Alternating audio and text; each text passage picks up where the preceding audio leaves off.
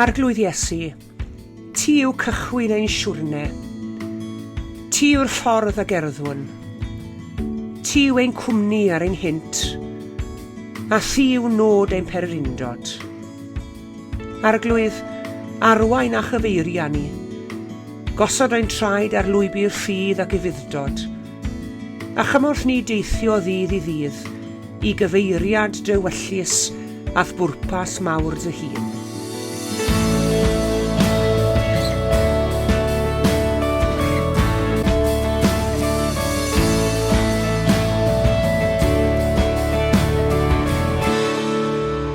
Bore da iawn i chi gyd a chroeso cynnes iawn i chi roedio ddigidol yr wythnos hon. Diolch yn fawr iawn i chi gyd o ymuno ni. Gobeithio gewch chi fendith o gyd addoli ni. Croeso cynnes iawn.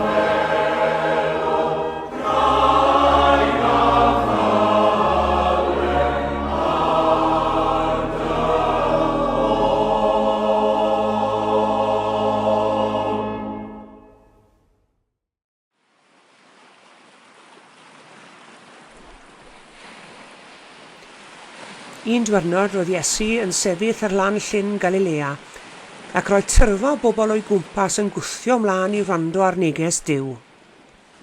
Gwelodd fod 2 gwch wedi gadael ar y lan roedd y pysgotwyr wrthi'n golchi rwydi. Aeth i mewn un o'r cychod a gofyn i Seimon y perchennog ei wthio allan ychydig oddi wrth y lan. Yna eisteddodd a dechrau dysgu'r bobl o'r cwch. Pan oedd wedi gorffen siarad, dwedodd Seimon, dos ar cwch allan lle mae'r dŵr yn ddwfn, a gollwng y rhwydi ti gael dalfa o bysgod.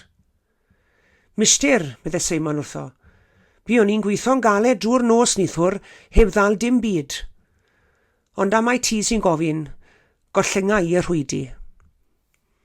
Dyna wnaethon nhw, a dyma nhw'n dal gymaint o bysgod nes i'r rhwydi ddechrau rhwygo. Dyma nhw'n galw'r eu partneriaid yn y cwch arall i ddod i'w helpu. A phan ddath rheini, cafodd y ddau gwch i llenwi a chymaint o bysgod nes ei bod bron a suddo. Pan welodd Simon Pedr beth oedd wedi digwydd, syrthiodd ar ei luniau o flaen Iesu a dweud, dos i ffwrdd oddi wrth ei arglwydd, dwi'n ormod o bechadur. Roedd Simon a'i gydweithwyr wedi dychryn wrth weld y faint o bysgod gafodd ei dal, a hefyd partneriaid Simon, Iago ac Ioan, meibion Sebedeus. A dyma Iesu'n dweud wrth Simon, paid bod â gofn. O hyn ymlaen byddi di'n dal pobl yn lle pysgod. Felly, ar ôl llusgoi cychod i'r lan, dyma nhw'n gadael popeth i fynd ar ei ôl ef.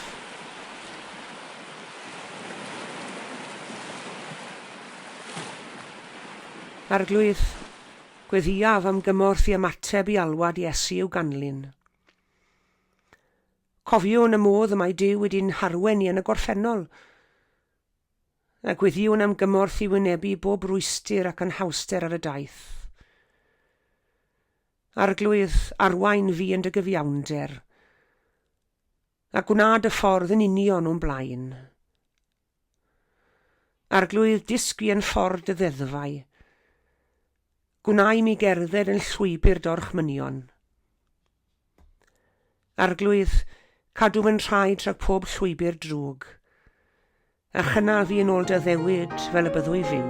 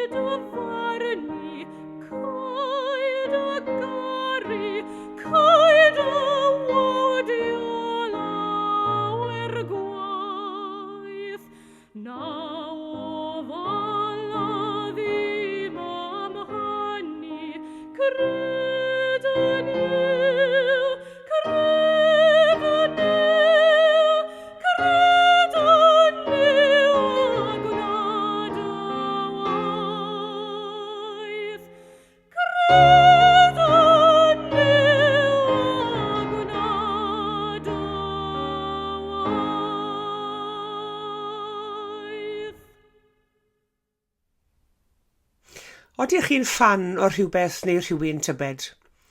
Mae'n siŵr gen i ein bod ni gyd yn ffan o rhywun neu rhywbeth yn dyn ni.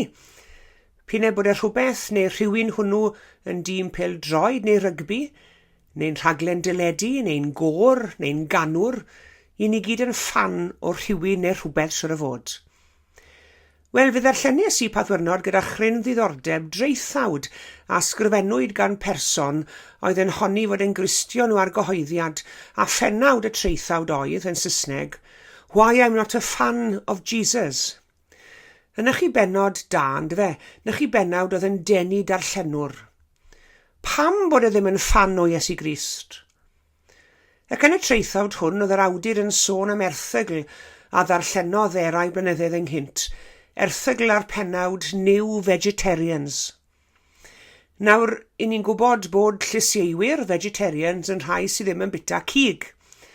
Ond mae'n ambell i lyseuwr sy'n bwyta ambell i frechdan cig moch bod ar y gyman pan bydd ogle'r cig moch yn ffrio ac yn cymryd i ffansi. Ac mwyn datrys y discrepancy yma am lyseuwyr sydd ddim wastad yn mwrthod a bita cig, fe fathwyd term newydd ar ei cyfer, sef flexitarians. Llysieuwyr sy'n flexible. Llysieuwyr sydd yn flexible. Ac mae'r awdur yn cwmpasu hyn i fywyd y Cristion. Tra bod rhai yn gwbl ffyddlon i ddysgeidiaeth Iesu, mae eraill yn dweud i bod nhw'n credu ynddo fe ac eto, a fawr ddim o ddiddordeb yn ei ddysgeidiaeth. Ffans Iesu Grist ydyn nhw, a ffans yn unig. A beth yw ffan? Ond edmygwr brwdfrydig. Wy'n credu bod gan Iesu lot o ffans y dyddiau hyn yn does e? Pobl sy'n hoffi bod yn agos ato fe, ond ddim yn rhy agos chwaith, fe bod angen unrhyw beth ganddynt. Perthynas no strings attached gyda Iesu Grist. A dyma flexitarians wy'n credu y bywyd Cristnogol. Dweud i bod nhw'n dilyn Crist, ond yn anfodlon iawn i roi'r gorau i fita'r brechdan gig moch na. Yn anfodlon i ymrwymo'n llwyr iddo fe felly, ac felly yn ffan o Iesu, ond ddim o reidrwydd yn ddisgybl iddo fe, yn edmygwr yn unig. Mae'n darlleniad ni heddi'n sôn yn 4 o ddynion o alwyd gan Iesu i fod yn ddisgyblion iddo fe. Nid cael ei galw i fod yn ffans ac yn edmygwyr ohono fe, ond yn ddisgyblion iddo fe. A'i henwen nhw oedd Simon Pedr, Andreas, Iago ac Ioan, 4 pysgotwr. Ond mae'r darlleniad hwn yn ymwneud â chi a fi hefyd, cofiwch chi, gan ein bod ni fel y 4 hyn hefyd wedi'n galw i fod yn ddisgyblion. Yn galw i fod yn ddisgyblion ac nid yn ffans, yn ddilynwyr ac nid yn edmygwyr yn unig. Nawr, gewch chi benderfynu dros eich hunain i ba grŵp i chi'n perthyn. Ond yn gyntaf gadewch i ni ofyn beth yw ei fod yn ddisgybl Iesu Grist. Sylwch yn gyntaf nad oedd unrhyw beth special ynglyn â'r 4 hyn alwodd Iesu. Dyn nhw ddim wedi derbyn unrhyw addysg ffurfiol, dim byd special ynglyn yn o gwbl. Pysgotwyr cyffredin o'n nhw. Mae'r apostol Paul yn dweud yn ei lythyr cynta at y Corinthiaid bod Duw wedi dewis yn fwriadol pethau ffôl y byd, mwyn bod yn gyfryngau i gariad a'i dosturi a'i weinidogaeth ar y ddeiar hon. Nawr siarad am fod fel chi a fi mae'n gwneud fyna. Duw yn dewis pethau cyffredin i gyflawni waith, a hynny mwyn i'r pethau neu'r bobl hynny ddibynnu ar ei nerth ef ac nid ar ei nerth ei hunain. Mae Duw yn ein harwen ni ac yn ein nerthu ni a'n helpu ni, nid yw Duw sydd yn galw'n unig yw e. Yr unig beth mae Duw ffili roi i ni ac i chi yw commitment, dyfal barhad a ffyddlondeb. Mae'r rhaid bod rheini yn dod o'r tu fewn i ni. Dyna paham bod gwell gan Iesu gael dilynwyr ac nid ffans. Oedd yr rhai alwodd Iesu fod yn ddisgyblion yn bobl arferol, ond yn nerth Duw, fe wynebodd y disgyblion yr anarferol. Ysylwch yn ail wedyn ar yr hyn y galwyd y bobl gyffredin hyn i'w wneud. Gysyn nhw'i galw i dreulio 2 mlynedd o'i bywyd yng nghwmni Iesu Grist. Mae disgybl yn un sydd yn eistedd wrth draed athro mawr iawn.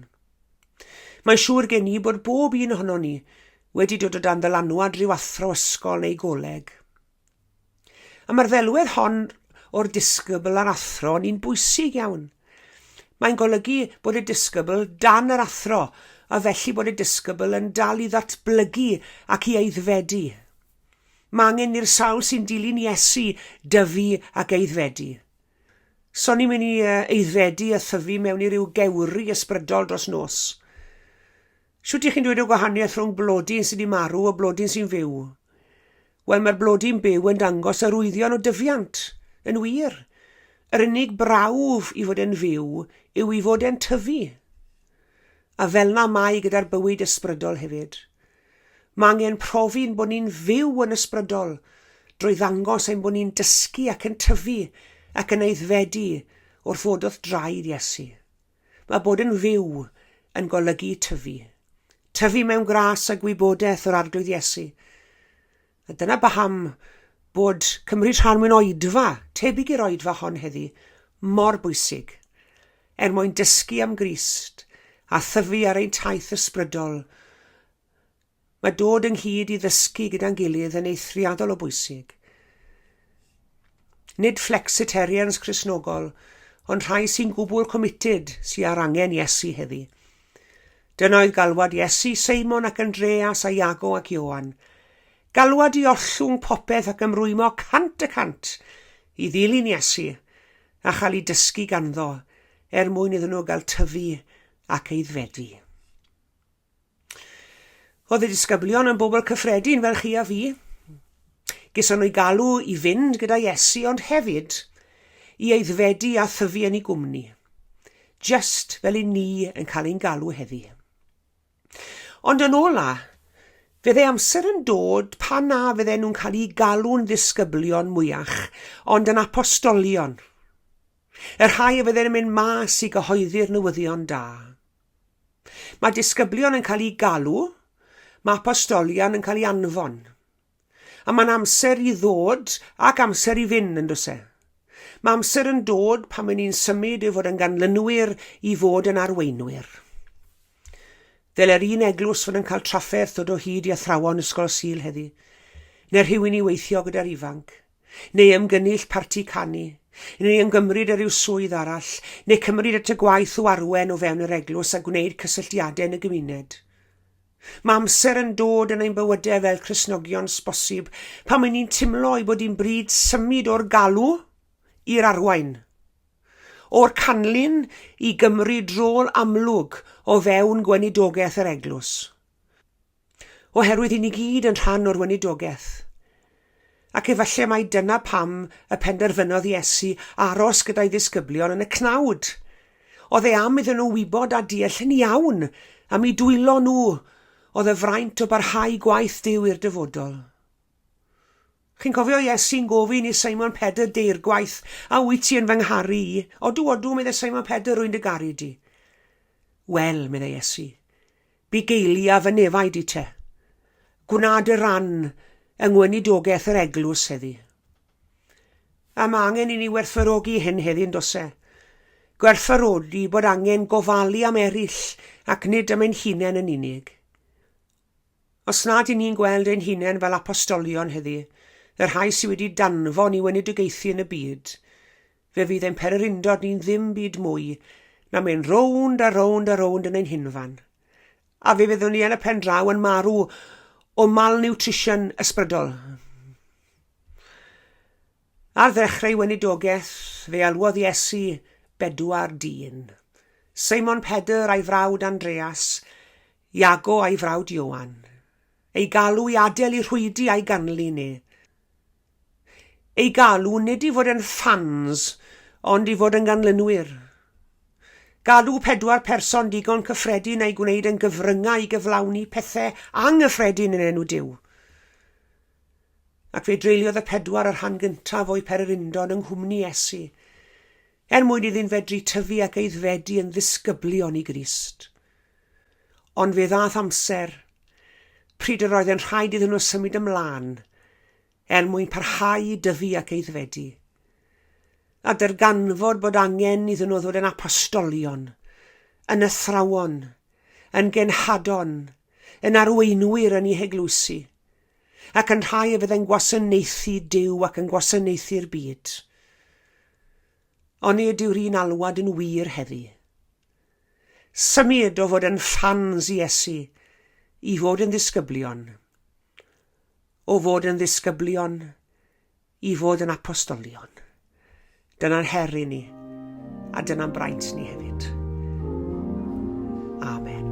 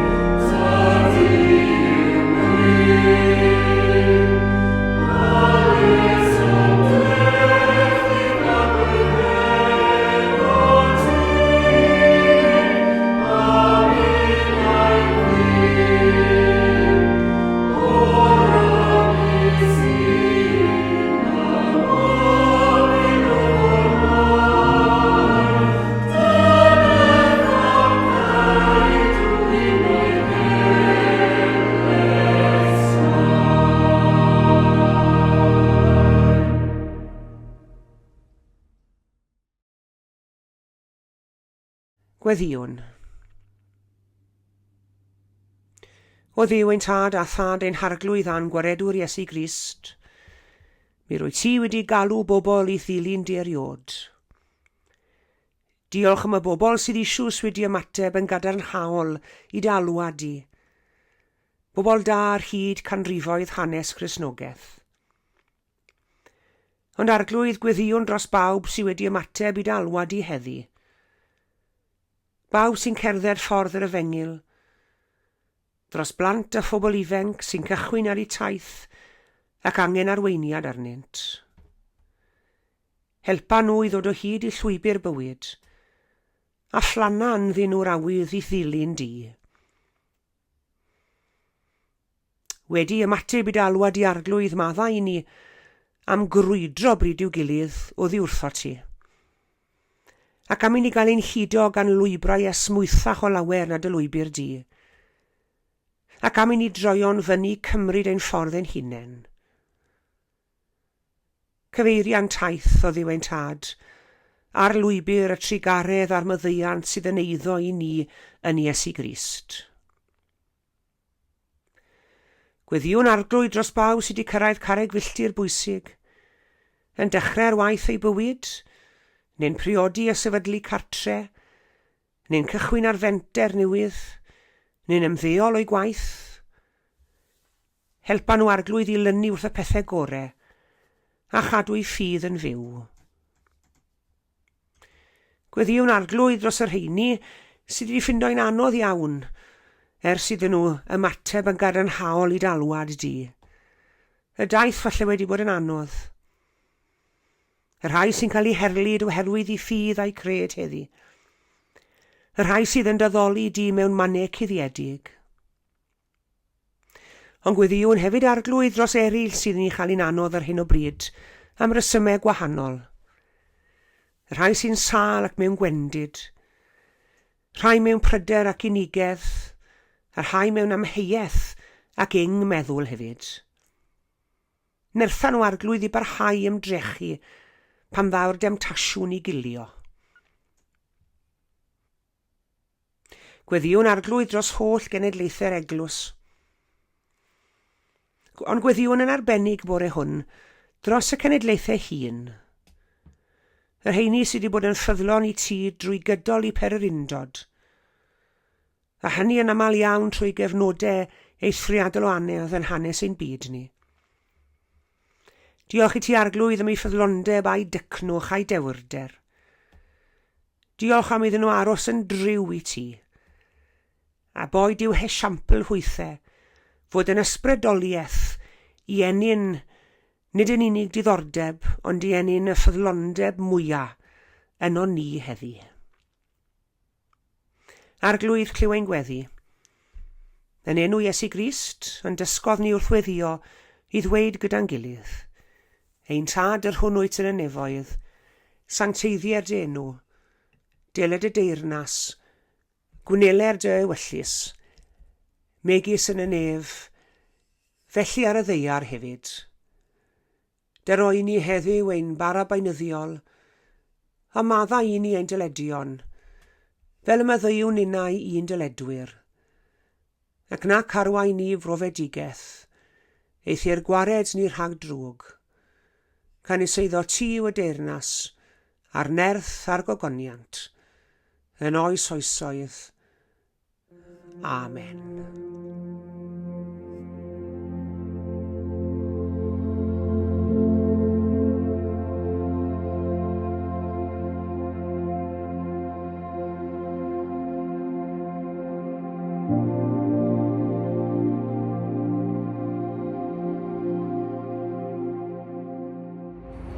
Wel, diolch yn fawr iawn i chi gyd am eich cwmni yn yr oedfa eto ar wythnos hon. Mae'n braf cael eich cwmni chi fel hyn o sul i sul. Tan y sul nesaf, cadwch yn ddiogel ac yn iach. Boed i'n traed gerdded ffordd yr arglwydd. Boed i'n dwylo wneud gwaith yr arglwydd. Boed i'n genau lefaru gair yr arglwydd. Boed i'n bywyd ar lywyrchu cariad yr arglwydd. A boed hedd yr arglwydd gyda ni yn awr, a hyd byth. Amen.